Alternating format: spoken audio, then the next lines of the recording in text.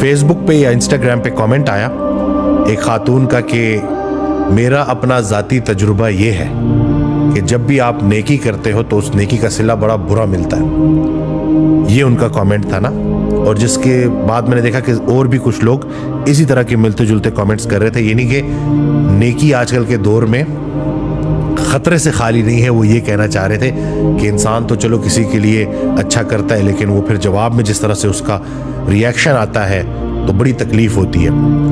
तो मैं क्लिनिक पे बैठा हुआ था एक दिन, कुछ अर्सा पहले की बात है, तो एक शख्स आया तो उसने वो हज़रत वासिफ़ अली वासिफ़ रहमतुल्लाह की बुक्स देखी, मेरे क्लिनिक पे मौजूद होती हैं। जो लोग वेट कर रहे होते हैं वो साथ साथ पढ़ते हैं ताकि कोई ना कोई खैर की बात उन तक पहुंच जाए।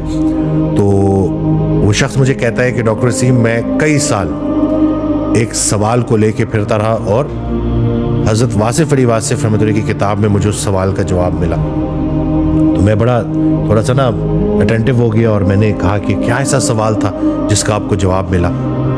तो उसने जो सवाल बोला वो यही था कि नेकी अगर इतनी अच्छी चीज़ है तो नेकी का सिला इतना बुरा क्यों मिलता है, ये सवाल पूछा गया।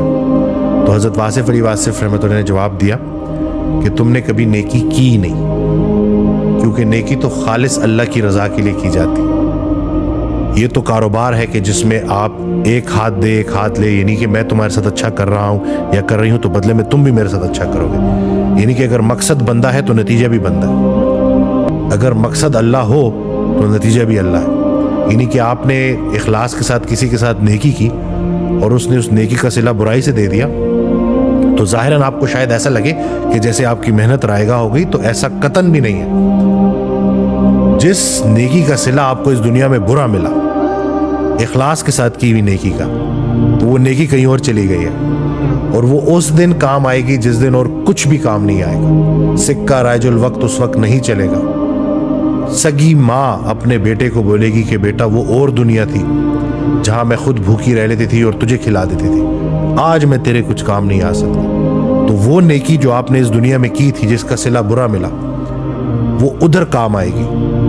और दूसरा ये कि ये बात आप समझ लें कि लोगों के बुरे रवैये आपको बुरा इंसान बना दें, तो ये मैं कहता हूं सबसे बड़ा अजाब है कि मुत्तकी ना रहे, मोमिन ना रहे लोगों के बुरे रवैये की वजह से।